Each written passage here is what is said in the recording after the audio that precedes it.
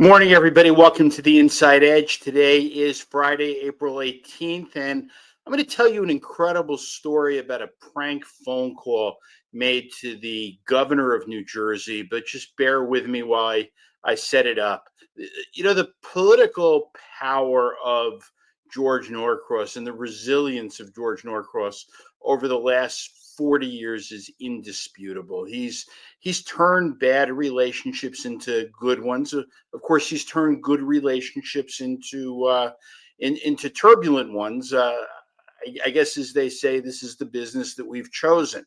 And this story really starts in 1999 when a group of seven South Jersey Assembly members left the Democratic caucus and formed their own. And Norcross in 2000 backed his friend, former Governor Jim Florio, in the Democratic primary for U.S. Senate against John Corzine.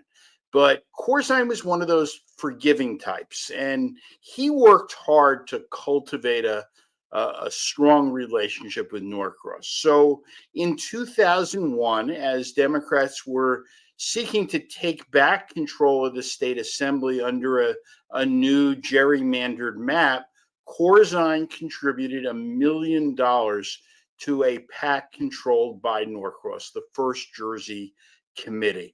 And that move infuriated North Jersey Democrats who had backed Corzine from the very beginning in the primary and then felt that he was weaponizing Norcross to increase his control of assembly seats, basically by using Corzine's money to help fund campaigns outside South Jersey. It was actually a brilliant plan.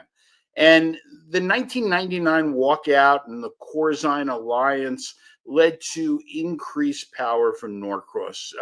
Camden County's Joe Roberts became the Democratic National Committeeman in 2000. He became Democratic State Chairman in 2001. And after Democrats took back the assembly, he became the new majority leader.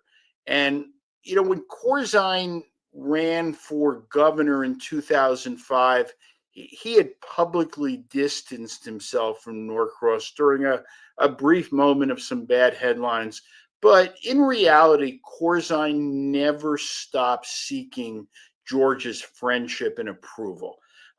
So in 2008, there was an unsuccessful office seeker from Gloucester County named Michael Crowitz, a real jerk, by the way, a total psycho, a complete piece of crap.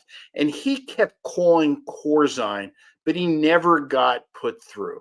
So one day, Crowitz calls the governor's office and asks to speak to Corzine.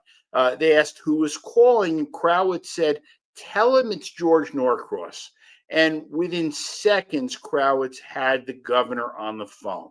That got Crowitz a visit from the state police. They met in a gas station parking lot in South Jersey. But the attorney general decided that impersonating Norcross wasn't a crime.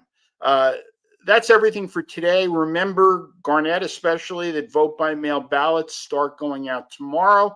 And I'll be back Monday. Have a great weekend.